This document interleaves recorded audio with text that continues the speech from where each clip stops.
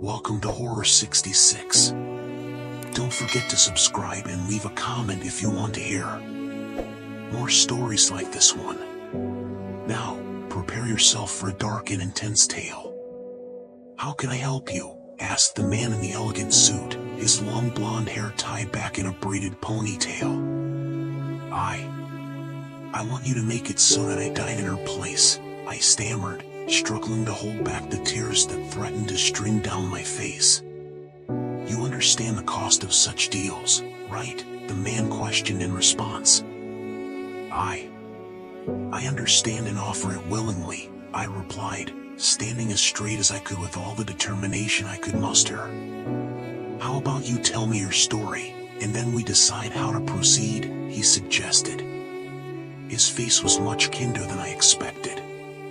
If I didn't know better, I would almost think he was reluctant to make the deal. I always believed these things were simple: just sign on the dotted line, shake hands, and the world would be rewritten for a single, easy payment of a soul. But this felt more like an interview than a bargaining session. Exactly 1 year ago, on this very day, is when my life ended. Well, at least, that's how I felt. It should have been my life lost that night. She was innocent. She was a much better person than I could ever pretend to be. I was selfish and arrogant. I never truly appreciated her, at least not as much as she appreciated me. She was my heart, and I never realized that until it was ripped away from me. "Do you consider yourself more selfish or arrogant than anyone else?" he asked. "I do," I replied. "How many other people have lost the one they loved because of these traits in their personalities? Surely this man could see how terrible I am. More than anyone, he should understand this." I knew she was tired that night, but even so, she agreed to go to the party. She said she would go because I wanted to. If I were a better man, I would have offered to stay home. I would have told her I knew she wasn't feeling well. They were my friends, not hers. Of course, anyone who met her loved her. I don't think anyone who knew her didn't love her, even just a little. She had that effect on people. She had such a pure, beautiful heart, and she was mine. She loved me completely. That's why she agreed to go with me that night. No guilt. No dragging her feet to get ready. She wanted me to be happy, even when she was exhausted. I took advantage of that. "Isn't it possible she wanted to go just as much as you?" he asked. Was he really trying to convince me I shouldn't feel guilty? That's not how this is supposed to work. It was still my idea. It was still my fault. It should have been me. I insisted. The unexpected tenderness from him almost frustrated me. Why was he making this so hard? She smiled and laughed all night, even after having worked all day. She told me I could drink if I wanted. She knew alcohol would only make her sleepy, so she offered to be my driver that night. She said she wanted me to have fun. "You've been working so hard lately, love," she said, gently running her fingers through my hair. "But you're tired," I said. Honestly, I wasn't trying very hard to be convincing. I wanted to drink. I wanted to relax. I had just finished working 3 weeks straight the night before. It was my first day off in nearly a month. I slept that day, so I was rested. I should have insisted more, but I didn't. I just followed what I wanted more. "To me, it seems like she really wanted you to have a good time," he said, his eyes wide and sincere. "She loved you," he concluded. "She loved me," I replied. I could no longer hold back the tears. I hung my head, ashamed of the scene I was making in front of him. I didn't want to show weakness. Not to this man. She sat at the table in the dining room of my friend's house. Several of the wives and girlfriends were there. They laughed and joked about how drunk we men were getting. I knew she mostly sat because her feet were hurting. Her job as a nurse kept her on her feet all the time. She had worked a 10-hour shift that day too. But no matter how exhausted she was, she still smiled. I looked at her sitting with the girls, and every time I looked over, she was just smiling at me. "It's good to see you so relaxed and happy," she told me later that night, gently stroking my face. Her touch was always so warm. "Do you really think this is what she would want?" the man asked, continuing his interrogation. "She didn't have a choice in what happened," I responded. The tears still flowed freely down my face. Why couldn't he just close the deal already? It was almost 2 in the morning when we said our goodbyes and headed home. My motor functions were sluggish due to my drunkenness, so she put her arm around me and guided me to the car. After making sure I was strapped in, she kissed my forehead and smiled broadly. "Did you have fun?" she asked, stroking my face once again. I nodded and returned the smile.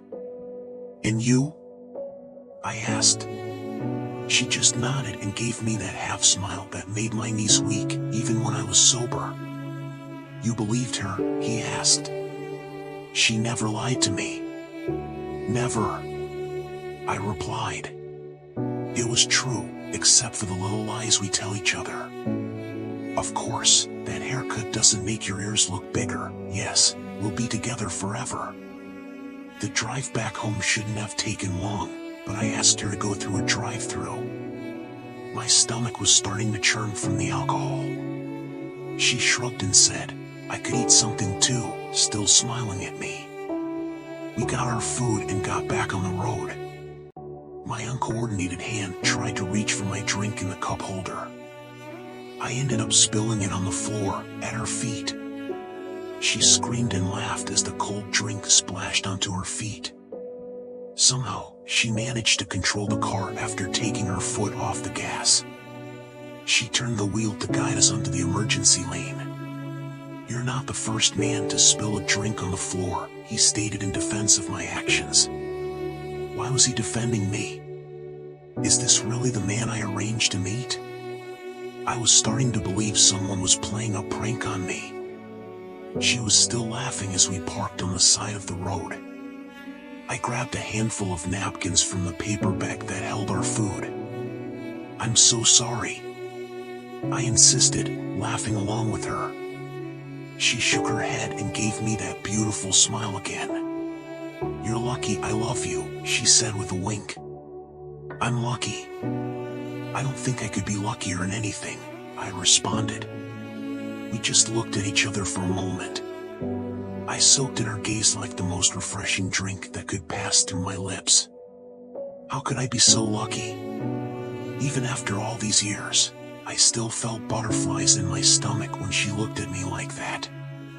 "I love you so much," I tried to say before my words were interrupted by the truck that slammed into the back of our car. "I'm sorry," the man said. He placed his hand over mine, which was resting on the table. His skin was very warm, and his eyes were moist. The truck must have been going full speed down the road.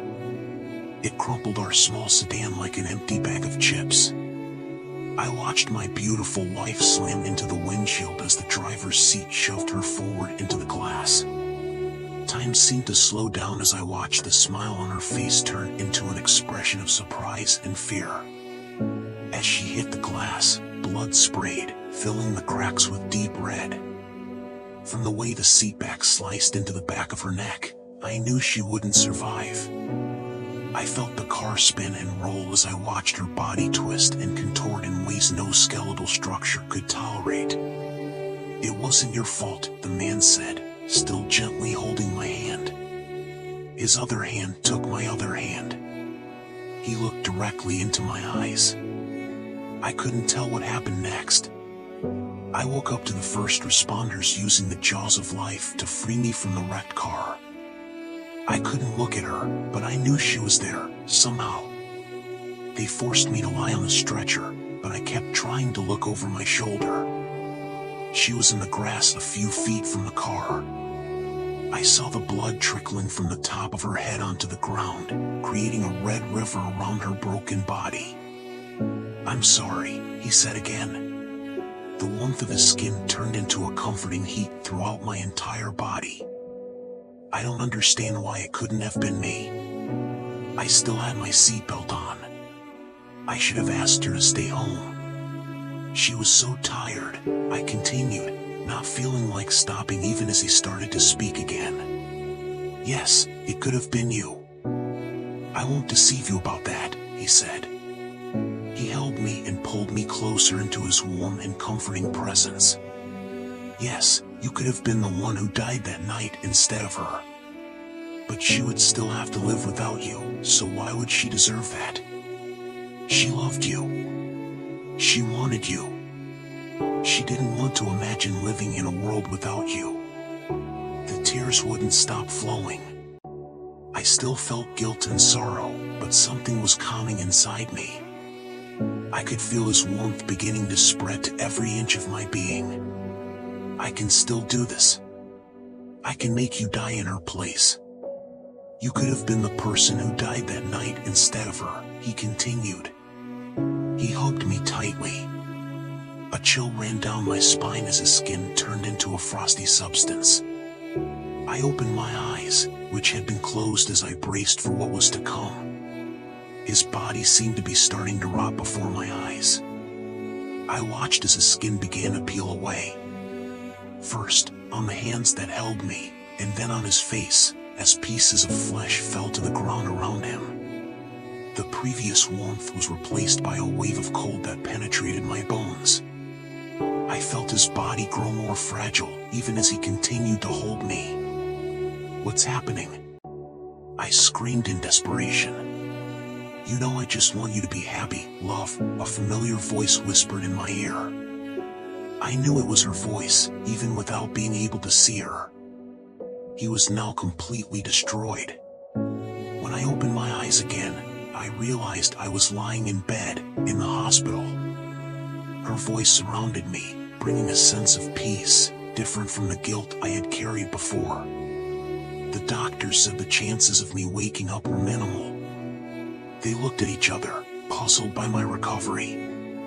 But I knew the reason. It was her, giving me a second chance. "I love you, and I will always be with you. Be happy and live the life we both wanted to live together," she said in a final whisper before the warmth of the sun began to invade the hospital room. I truly woke up that morning, determined to live, with the certainty that she would always be by my side, wherever I went.